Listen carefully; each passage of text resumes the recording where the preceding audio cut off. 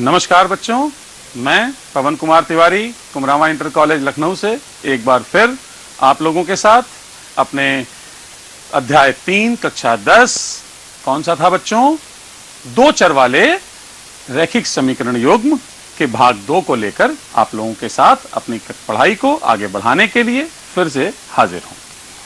बच्चों, उम्मीद है, आशा है आप लोग अपने घर पे कुशल से होंगे और दूसरों को भी प्रेरित कर रहे होंगे घर में रहने के लिए। आइए आज की क्लास शुरू करते हैं और अपने विषय को आगे बढ़ाते हैं। पिछली कक्षा में बच्चों हम लोगों ने ग्राफीय विधि पर, इस चैप्टर के ग्राफीय विधि पर थोड़ी चर्चा की थी, जिसको हमने समझने का प्रयास किया था, ये जानने का प्रयास किया था कि ग्राफ कैसे बनते हैं, उसके कैसे कैसे ग्राफ बन सकते हैं, जिसमें हमने ये जाना था कि हमारे पास 3 तरह की स्थितियां उत्पन्न हो सकती हैं। पहली स्थिति प्रतिच्छेदी रेखाओं की, दूसरी स्थिति कौन सी थी बच्चों, दूसरी स्थिति थी संपाती रेखाओं की, और तीसरी हमारी जो स्थिति थी वो थी समांतर रेखाओं की। ग्राफ विधि में बच्चों थोड़ा समय ज्यादा लगता है यदि हल करने को मिलता है प्रश्न, इसलिए हमें इसके और विधियों पर भी चर्चा करनी होगी। तो आज जिस पर हम चर्चा करेंगे वो होगी बीजगणितीय विधि। बच्चों, हमने आपको बताया था कि बीजगणितीय विधियां 3 तरह की होती हैं। आज इस पर हम विस्तृत रूप से चर्चा करेंगे, प्रश्नों को हल करके देखेंगे प्रत्येक विधि पर, ताकि हम इसको अच्छे से अभ्यास करके तैयारी कर सकें। तो बच्चों, पहली इसमें स्थिति है, जो विधि हमारे सामने मिलेगी वो आती है प्रतिस्थापन विधि। इस विधि से हम प्रश्न को हल कर सकते हैं। दूसरा हमारे सामने है बच्चों विलोपन विधि, और तीसरा है वज्रगुणन विधि। सामान्य रूप से बच्चों जिस विधि का सबसे ज्यादा प्रयोग होता है और जो सबसे आसानी से प्रयोग की जाती है वो होती है विलोपन विधि। बच्चों, इस विधि के प्रयोग से ही हमें अधिकतम सवालों को हल करना होता है। बाकी विधियां आसान हैं, मुश्किल नहीं है, लेकिन उसमें समय कभी कभी ज्यादा लग जाता है, इसलिए हम मुख्य रूप से विलोपन विधि का प्रयोग करते हैं। लेकिन कई बार प्रश्न आपको ये लिख के आता है कि प्रतिस्थापन विधि से या वज्रगुणन विधि से प्रश्न को हल कीजिए, इसलिए आपको ज्ञात होना चाहिए कि हमें इन विधियों का प्रयोग कैसे करना है। तो बच्चों, स्टार्ट करते हैं आज को हम। देखिए, सबसे पहले हमारे पास प्रतिस्थापन विधि से हल करने का प्रश्न है। मैं आपको इसमें बताऊं प्रतिस्थापन विधि होती क्या है। देखिए, एक समीकरण जैसे मैं ले लेता हूं, उदाहरण के तौर पर मैं आपसे कहूं y + 2x = 3 है, तो हम करेंगे क्या, और एक समीकरण मैंने लिख दिया 2x - 3y + 1 = 0। यह समीकरण 1 कर दूं, यह समीकरण 2 कर दूं, तो मैं ये कह सकता हूं कि यहां से चाहे आप पहला समीकरण लें चाहे दूसरा समीकरण लें, ये आपके लिए स्वतंत्रता है। तो हम यहां से y का मान अगर निकालें तो बच्चों क्या मिलेगा, 3 - 2x मिलेगा। इसको आप समीकरण 1 में प्रतिस्थापित कर दीजिए, इसी को कहते हैं प्रतिस्थापन विधि।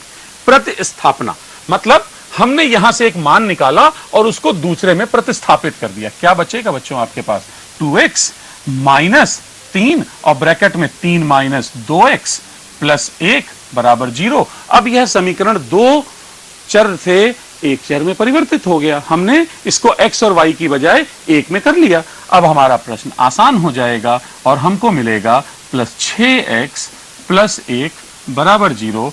तो यहां पर ये बराबर 0 है, आपको क्या मिलेगा, 2 और 6 8x हो जाएगा बच्चों, ये -8 होगा और x का मान 1 आ जाएगा। तो बात आई कि x का मान ज्ञात है तो y कितना होगा। बच्चों, इस x के मान को इस y पे रख दीजिएगा, आपको y का मान ज्ञात हो जाएगा। और कितना आएगा, यह भी 3 - 2 मतलब 1 ज्ञात हो जाएगा। तो इस विधि को हम लोग क्या कहते हैं, प्रतिस्थापन विधि। तो बच्चों, अब हम लोग अगला प्रश्न लेते हैं। उसी विधि से मैंने आपको बताया, एक प्रश्न हल किया आपके लिए। अब हम विस्थापन विधि का एक और उदाहरण देखते हैं। देखिए बच्चों, पहली समीकरण हमारा जो आपको यहां लिखा है वो है 3x - 2 - 5y / 2 = -2। देखो बच्चों, इसमें आप इसको पहले सरल करके सरल रूप में लिखेंगे तो ये ऐसे बन जाएगा, और इसको आप समीकरण 1 कर दीजिए। ठीक है बच्चों, अब आप दूसरे समीकरण पर आइए। आपको क्या दिखाई पड़ रहा है, x/3 + y/2 = 13/6। एलसीएम लेंगे आप तो यहां क्या मिलेगा बच्चों, 2x + 3y upon 6 equal to 13 upon 6। ये 6 और ये 6 कटेगा और आपको मिलेगा 2x plus 3y equal to 13। अब बच्चों हमें क्या करना है, विस्थापन करना है, ठीक है ना। तो विस्थापन मतलब हम एक की जगह दूसरे के मान को रखने का प्रयास करेंगे। तो चाहे आप समीकरण 1 से रख लें, चाहे आप समीकरण 2 से रख लें। तो समीकरण 2 से हम मान को ज्ञात करते हैं। किसको? चाहे तो x का मान y के पदों में और चाहे तो y का मान x के पदों में निकाल लें। तो हम यहीं से आगे बढ़ेंगे। तो हम x का मान y के पदों में ज्ञात कर लेते हैं। तो 2x बराबर 13 माइनस 3y, और x बराबर कितना हुआ बच्चों? 13 माइनस 3y अपॉन 2। अब बच्चों ये जो मान आपने निकाला इसको समीकरण 3 मान के छोड़ दीजिए और यहां क्या लिख दीजिए, x का मान समीकरण 1 में रखने पर। यह ध्यान रखें बच्चों, अगर आपने समीकरण 1 से मान निकाला है x या y का दूसरे के पद में तो 2 में रखेंगे, और अगर 2 से निकाला है तो 1 में रखेंगे। तो रखने पर क्या आपको मिलेगा? देखिए 3 मिला, यहां हो गया 13 minus 3y upon 2 minus 5y बराबर माइनस 4। ठीक है, अब आपको क्या मिलेगा? इसको आप एलसीएम लेकर हल करेंगे तो 39 माइनस 9y, और बच्चों इसके अपॉन में 1 है तो ये 2 से यहां मल्टीप्लाई होगा तो ये 10y होगा, और इसके अपॉन में बच्चों कितना आना है? 2 आना है। ठीक है बच्चों, 2 आना है। देखिए इसके अपॉन में हम कितना लाए? 2 लाए।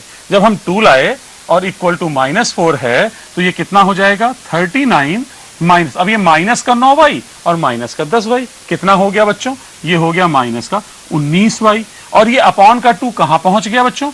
ये पहुंच गया इधर, तो 4 से गुणा हुआ 8 हो गया। अब संख्याओं को एक और कर लेंगे और हम y को एक और कर लेंगे, तो 39 तो यहीं रहा, इधर से हम इस 8 को इधर ले आएंगे तो ये प्लस का 8 हो जाएगा। ठीक है बच्चों, और ये 19 वाला y का जो पद है वो इधर आ जाएगा, वो इधर आके प्लस हो जाएगा। इसका मतलब मैं इसको ऊपर भी लिख दूं, आपको साफ दिखाई पड़े, 39 प्लस 8 बराबर 19y, 19y। अब 39 और 8 को जोड़ेंगे आप तो कितना होगा? 47 होगा, और अपॉन में 19 आएगा तो y का मान आ गया। कई बार बच्चों ऐसा होता है, हम ज्यादातर जितने प्रश्न हल करते हैं उसमें x और y के मान पूर्णांकों के रूप में देखने को मिलते हैं, लेकिन यहां बटे के रूप में देखने को मिल रहे हैं। इसलिए हम परेशान नहीं हो, हमारा जो मान निकलेगा हम उसके अंत में जांच जरूर करेंगे। ठीक है बच्चों, तो y का मान हम क्या रखेंगे? आप चाहें तो 1 में रखें, चाहें तो 2 में रखें, लेकिन हमने अपना 3 नंबर डाला हुआ है समीकरण, हम यहां रख देंगे बच्चों। तो देखिए समीकरण, इस मान को कहां रखना है? इस मान को 3 में रखना है, और मैं इसको अलग आपके लिए हल कर देता हूं तो हमें क्या मिलेगा? x बराबर देखिए 13 माइनस 3 गुणे 47 बटे 19, और उसके बटे में कितना लिखा है बच्चों? 2 लिखा है। अब आप जब यहां पे एलसीएम लेंगे, इसके अपॉन में तो 1 है, एलसीएम लेंगे तो 19 को 13 से गुणा करेंगे, 19 गुणे 3 करेंगे तो 57 आता है, और 5 और 19 और 5 24 हो जाएगा, और इधर 3 और 47 का गुणा करेंगे तो बच्चों ये 141 हो गया। ठीक है, अपनी कैलकुलेशन को भी बच्चों आसान करते चलिए, बहुत आसानी से। देखिए 3 और 47 हमको तो गुणा करके देखना पड़ेगा, आप चाहें तो यहां यह भी कह सकते हैं कि इसके निकटतम संख्या 50 है, 50 इंटू 3 करिए कितना होता है? 150 होता है, और ये कितना कम है 3 50 से? तो 3 कम है, 3 इंटू 3 9 हुआ, 150 में 9 कम 141 प्राप्त हो गया। आपकी कैलकुलेशन भी आसान हो गई। ठीक है, अब आप 247 में 141 को घटाएंगे तो देखिए बच्चों 247 141 में 100 जोड़ो कितना हुआ? 241, और 6 ज्यादा है तो कितना आ जाएगा? 106, और बटे में 2 गुणे 19। ठीक है बच्चों, अब इस 2 से हम इसको काट देंगे तो आपका मान कितना आ जाएगा? 53/19, 53 बटे 19। तो अंत में आप क्या लिखेंगे? अतः, आप लिख दें अतः। उत्तर क्या आएगा बच्चों? x बराबर 53/19 और y बराबर 47/19। यहां पे प्राप्त होने वाला उत्तर बच्चों थोड़ा सा अलग प्रकार का है। लेकिन अब आपको ये अगर ये लगे कि हमने गलत किया है, परीक्षा में कई बार हमें ये आभास होगा कि हमारा उत्तर गलत हो गया, तो आप इन दोनों मानों को इन समीकरणों में रख के जांच सकते हैं। हालांकि प्रश्न बोर्ड परीक्षा में इस तरह के कम आते हैं, परंतु संभावनाएं प्रत्येक प्रकार की होती हैं। तो आइए बच्चों, अब हम अपनी अगली विधि को देखते हैं। देखिए बच्चों, विलोपन विधि क्या कहती है? विलोपन विधि क्या कहती है, मैं इसको पहले आपको समझाता हूं। अगर हमने a1x plus b1y plus c1 बराबर 0 लिया और a2x plus b2y plus c2 बराबर 0 लिया, ठीक है बच्चों, तो आप ये निर्धारित करें कि हम किसको विलोपित करना चाहते हैं। अगर x को हटाना चाहते हैं कि y को हटाना चाहते हैं, जिसको भी आप कैंसिल करना चाहते हैं, विलोपित इलिमिनेट करना चाहते हैं, उसके गुणांक से उस चर राशि के गुणांक से पहले समीकरण के गुणांक से दूसरे को और दूसरे समीकरण के गुणांक से पहले को गुणा करना है। अब मैं आपको प्रश्न में हल करके दिखाऊंगा। जैसे पहले तो हम प्रश्न को लिखेंगे, x plus 2y upon 2 plus 2y upon 3 equal to -1, और एलसीएम लेंगे तो ये मिलेगा 3x plus 4y equal to -6। ये हमारा समीकरण 1 है। दूसरा समीकरण है बच्चों x minus y upon 3 equal to 3, और इसके अपॉन में 1 है, तो ये आपको मिलेगा 3x minus y equal to 9। अब यहां से बच्चों हम ये निर्धारित करेंगे कि हमें किस चर राशि को इलिमिनेट करना है, विलोपित करना है। जैसे हमने ये कहा कि हम y को क्या करना चाहते हैं, विलोपित करना चाहते हैं। तो बच्चों समीकरण 1 में आप देखें y का गुणांक कितना है, 4, और समीकरण 2 में y का गुणांक कितना है, 1। कितना है, 1। तो आप क्या करेंगे, इसको 1 से गुणा करेंगे और इसको 1 से गुणा करेंगे और इसको 4 से गुणा करेंगे। ये वाले से इधर गुणा करेंगे, इस वाले से इधर गुणा करेंगे। तो देखिए इसको हम क्या लिखेंगे, समीकरण 1 को हम किससे गुणा कर रहे हैं, समीकरण 1 को हम 1 से गुणा करेंगे। समीकरण 2 को हम किससे गुणा करेंगे बच्चों, हम समीकरण 2 को 4 से गुणा करेंगे, और हमें जोड़ना या घटाना है वो अभी हम देखेंगे। तो इसको 4 से गुणा कर दीजिए बच्चों, कितना मिलेगा, 1 से करेंगे तो ये मिलेगा, आप देखिए पहला वाला तो 1 से करना, दूसरा वाला 4 से, तो क्या मिलेगा, पहला समीकरण उसी प्रकार से बना रहेगा, और दूसरे को जब आप गुणा करेंगे 4 से तो ये कितना हो जाएगा, 12 माइनस 4 बराबर 36। अब देखिए y के गुणांक बराबर हैं और चिन्ह को ध्यान दें, यदि चिन्ह आपके विपरीत हैं तो जोड़ दीजिए, और अगर समान हैं तो घटा दीजिए। घटाते समय नीचे वाले समीकरण के चिन्ह बदलना आप जानते हैं, लेकिन यहां ये असमान है तो सीधे जोड़ दिया, ये कट जाएगा, आपको मिलेगा 15x, और इधर मिलेगा, क्योंकि ये माइनस में ये प्लस में, तो ये घटेंगे और आपको मिलेगा 30। तो x का मान कितना हो जाएगा बच्चों, 30 अपॉन 15 मतलब 2। अब आप y का मान, x का मान समीकरण 1 में या 2 में कहीं भी लिख सकते हैं, तो हम कह देते हैं x बराबर 2 समीकरण 1 में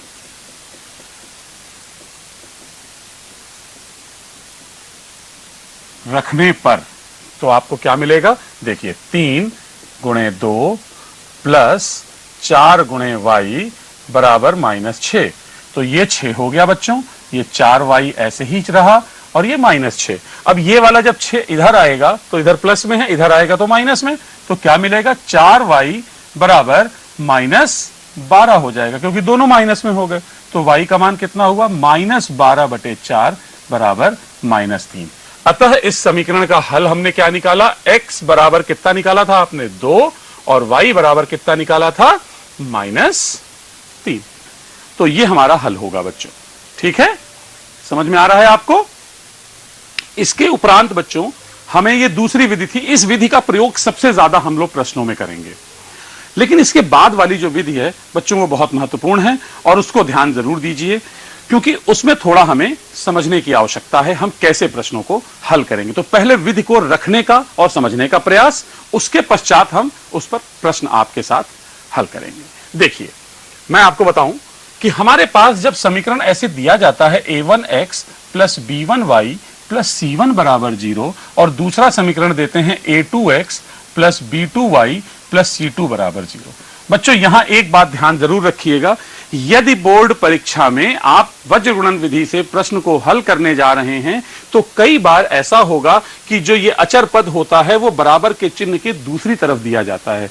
यदि ऐसा है तो आप उसको एक तरफ कर लें। कहने का अर्थ यह है कि जो भी समीकरण किसी भी रूप में दिया गया हो उसको इस मानक रूप में जरूर परिवर्तित कर लें।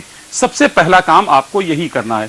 उदाहरण जैसे हमने आपसे कहा कि 2x माइनस 3y बराबर 6 है, तो ये इस रूप से मेल नहीं खा रहा है, इसलिए आप क्या करेंगे, इस अचर पद को इधर ले आएंगे और इसको बराबर 0 बना लेंगे, अर्थात दोनों समीकरण बराबर 0 के रूप में लिख लिए जाते हैं। जब आप ऐसा लिख लेते हैं तो आपको थोड़ी थोड़ी दूरी पर x, y और 1 लिखा जाता है और यहां से हमारा प्रश्न शुरू होता है। सबसे पहले हम यहां पे क्या लिखते हैं, y के गुणांक लिखते हैं। x के थोड़ा सा पीछे हम y के गुणांक लिखते हैं, b1 और b2, पहले समीकरण का फिर दूसरे समीकरण का, और फिर x से थोड़ा आगे मतलब x और y के बीच में हम लोग अचर पद लिख देते हैं, c1 और c2। फिर y से थोड़ा आगे मतलब y और 1 के बीच में हम x के गुणांक को लिख देते हैं, a1 a2, सभी गुणांक आ गए। इसके बाद हमारे पास इस पहले वाले को थोड़ा आगे ले जाकर रिपीट कर देना होता है, b1 b2 y के गुणांक को रिपीट कर दीजिए। जब आप ऐसा करेंगे इसके पश्चात आप इसको यहां गुणा करेंगे और इसको यहां गुणा करेंगे, इनको यहां गुणा करेंगे, उनको यहां, इसी को कहा गया वज्र गुणन, क्रॉस मल्टीप्लिकेशन, ऊपर नीचे गुणा हो रहा है, क्रॉस मल्टीप्लिकेशन। तो देखिए बच्चों अब क्या होगा, इसमें ध्यान रखें, जब हम इस वाले एरो की बात करेंगे तो प्लस और इस एरो से जब हम करेंगे तो माइनस, अर्थात जब हमने लिखा इसको आप तीन हिस्सों में ऐसे बराबर बांट लें, x बराबर, y बराबर और 1 बराबर। जब आप लिखेंगे तो यहां क्या आएगा, b1 c2, सबसे पहले क्या आएगा b1 c2 और फिर आएगा माइनस b2 c1। जब आप इधर से इधर मल्टीप्लाई कर रहे हैं, ये वाला जो मल्टीप्लिकेशन बच्चों होगा ये माइनस में होगा, उसके पहले माइनस, और यदि इनका गुणनफल माइनस में है तो ये अपने आप प्लस हो जाएगा। दूसरा यहां आप लिखेंगे c1 a2 minus c2 a1 और फिर आप आखिरी में लिखेंगे a1 b2 minus a2 b1।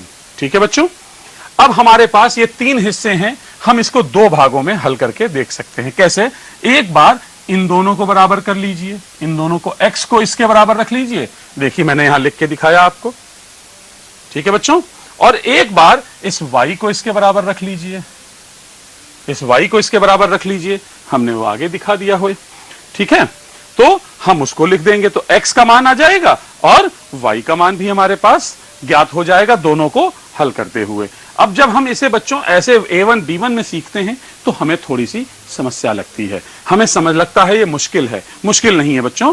इसके लिए हम जब प्रश्न हल करते हैं तो आसान हो जाता है। अब देखिए प्रश्न कैसे हल करेंगे, मैं इसको फिर समझाता हूं आपको, बहुत ध्यान से समझिएगा।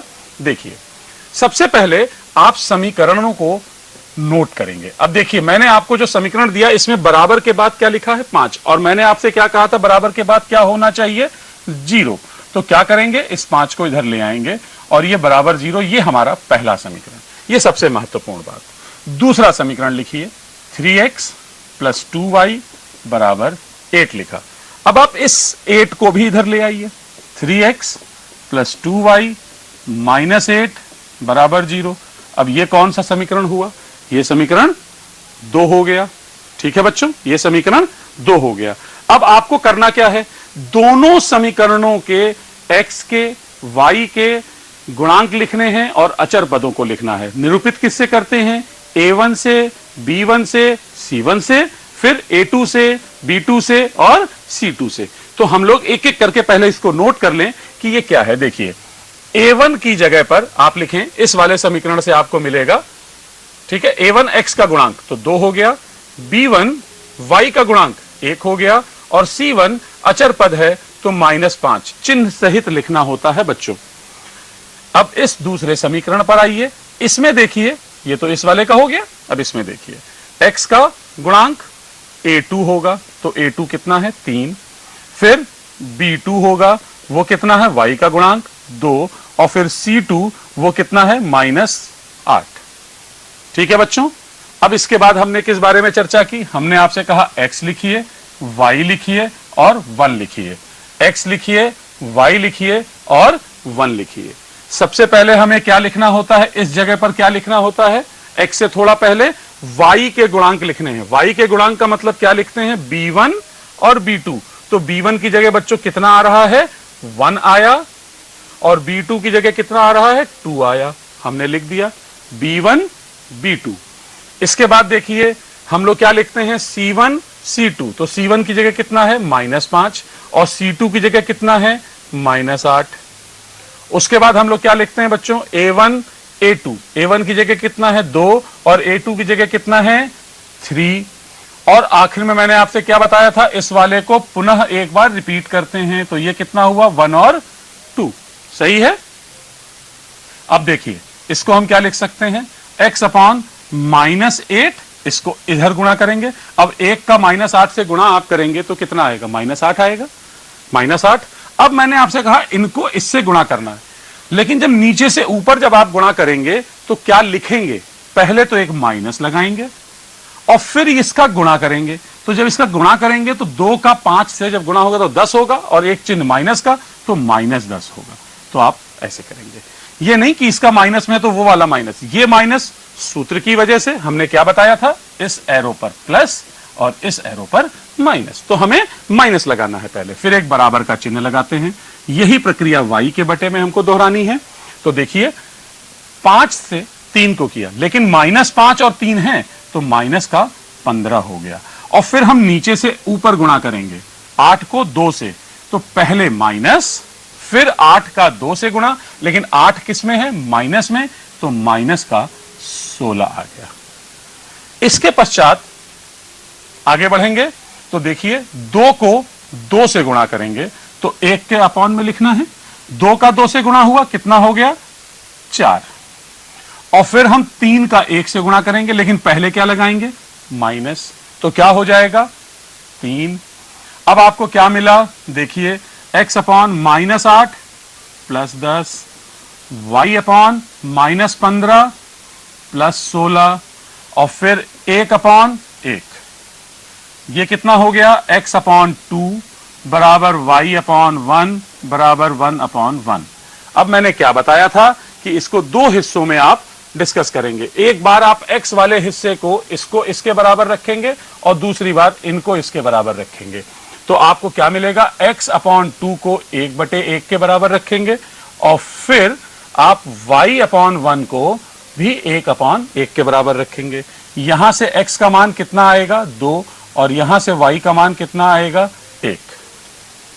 और ये जो मान हमें प्राप्त होंगे बच्चों, यही हमारा उत्तर होगा। लेकिन हर बार हम प्रश्नों को हल करते हुए आ रहे हैं, एक बात बहुत महत्वपूर्ण रहेगी बच्चों, कि जो प्रश्न हम हल कर रहे हैं, हमारी इस मेहनत के बाद हमारा उत्तर सही निकला या नहीं निकला, ये हम कैसे ज्ञात करें। तो इन दोनों मानों को समीकरणों में रख के आप जांच लें कि क्या ये मान इस समीकरण को संतुष्ट कर रहे हैं। ये मैंने बताया था कि जहां पर ये दोनों समीकरण संतुष्ट होंगे वही बिंदु रेखाओं पर स्थित होते हैं। तो क्या ये दोनों बिंदु इस पर स्थित हैं, कि दोनों मान इस पर स्थित हैं। तो आप x की जगह यहां रख के देखिए इस वाले में, तो जब आप x की जगह 2 रखेंगे तो ये क्या हो जाएगा, 2 गुणे 2, और y का मान 1 है, y की जगह 1, बीच में प्लस। ये हमने कौन से पक्ष की बात की, बाएं पक्ष की। तो 4 + 1 कितना हुआ, 5, और देखिए दायां पक्ष हमारा RHS के बराबर। इसका मतलब है कि यह मान इस समीकरण को संतुष्ट कर रहा है। इसी प्रकार आप इस मान को, इस समीकरण को भी जांच सकते हैं कि क्या ये मान दूसरे वाले समीकरण को भी संतुष्ट कर रहे हैं या नहीं कर रहे हैं। तो इस प्रकार वज्र गुणन विधि का प्रश्न बच्चों बहुत महत्वपूर्ण होता है, और इसे हमें हल करने में देखना होता है, सावधानी बरतनी होती है कि हम कैसे करें। क्योंकि जब हम इसको हल करते समय ये ध्यान रखते हैं, तो ये 1 वाला जो पार्ट है, इसके साथ ये देखिए जो मैंने 5 और 8 को आपकी तरफ बदल दिया था, ये 5 और 8 एक तरफ लाना है, इक्वल टू 0 के बराबर रखना है। ये बहुत महत्वपूर्ण होता है बच्चों। और इसमें कई बार ऐसा होता है कि परीक्षा में जब प्रश्न दिया जाता है तो एक समीकरण में ये अचर पद तो बराबर के दूसरी तरफ होगा, लेकिन दूसरे समीकरण में बराबर के बाईं तरफ कर दिया जाता है, और आप उसमें जल्दबाजी में ये गलती करते हैं। इसलिए जल्दबाजी बिल्कुल नहीं करनी है, क्योंकि जल्दबाजी में ही आपसे गलतियां होंगी। ठीक है, दुर्घटना से देर भली होती है। अपनी स्पीड को मेंटेन रखेंगे तो प्रश्न कभी गलत नहीं होंगे, इसलिए अपनी स्पीड को शुरू से अभ्यास करके इस चीजों को सही करें, ताकि बोर्ड परीक्षा के समय पर आप बिल्कुल भी पैनिक ना हो। उस समय आपको सब कुछ अपने पहले जैसा ही लगे कि हम सामान्य रूप से जैसे पढ़ते हैं वैसे ही मुझे प्रश्न मिल रहे हैं, और हम अपने आप को बहुत ही कन्वीनियंट और कंफर्टेबल फील करेंगे। बच्चों, एक बात यहां पे मैं जरूर कहना चाहूंगा, जैसे हमने बच्चों यहां एक बात डिस्कस की थी और आपसे कहा कि x का मान कितना होगा, तो देखिए हमने यहां निकाला था x का मान b1c2 minus b2c1 upon a1b2 minus a2b1। ये ध्यान रखिए कि ये वाला मान जो है वो कभी भी जीरो के बराबर नहीं होना चाहिए। a1b2 माइनस a2b1 जीरो नहीं होना चाहिए। मैं कुछ याद दिलाना चाहूंगा आपको, और यदि ये जीरो नहीं होगा, इसका मतलब हम कहना क्या चाह रहे हैं कि a1b2 माइनस b2a1 जीरो ना हो, तभी तो हल होगा, क्योंकि अपॉन में जीरो आने का मतलब अपरिभाषित। तो इसका मतलब कि a1b2 is not equal to b2a1। जरा a1 वाले पद एक तरफ कर लीजिए, तो आपको क्या मिलेगा, आपको a2b1 तो क्या मिलेगा आपको, देखिए इधर ले आइए, तो यहां आपको मिलेगा a1 upon a2 not equal to b1 upon b2।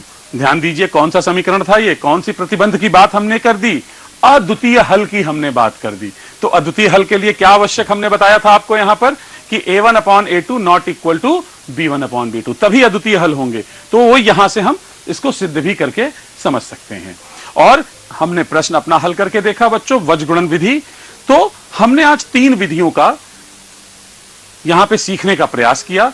अब हम लोग जो अगले भाग में बच्चों आपसे मिलेंगे, अगली कक्षा में जब हम लोग मिलेंगे, तो हम लोग अभी तक हमने जितना पढ़ा है इसके संबंध में हम लोग और भी कुछ अलग तरह के प्रश्नों को और इनका एक रिवीजन के तौर पर करते हुए प्रश्नों को हल करेंगे, और हम जानेंगे कि और कितने तरह के प्रश्न बोर्ड परीक्षाओं में आते हैं।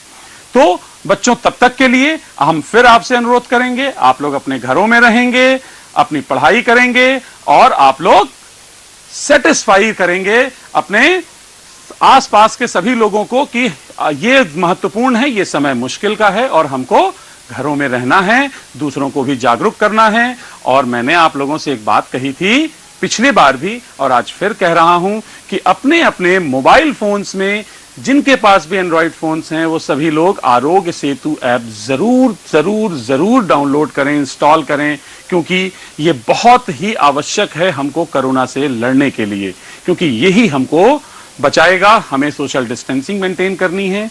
तो आप लोग अपनी मेहनत और अपना जज्बा बनाए रखिए, हम आपके साथ हैं, और आपके लिए ऐसे ही आगे और लेक्चर लेकर आते रहेंगे, और आपकी पढ़ाई निर्बाध रूप से आगे बढ़ती रहेगी। और हम आशा करते हैं कि इस बीमारी के बाद जब हम लोग फिर से अपनी परीक्षाओं में कूदेंगे तो बहुत अच्छा करेंगे और बहुत बढ़िया परिणाम लेकर आएंगे, क्योंकि परेशानियों से ही आगे निकलने का जज्बा हमें चुनौतियों को स्वीकार करने का साहस देता है, और उसके बाद ही हमें विजय प्राप्त होती है। तब तक के लिए बच्चों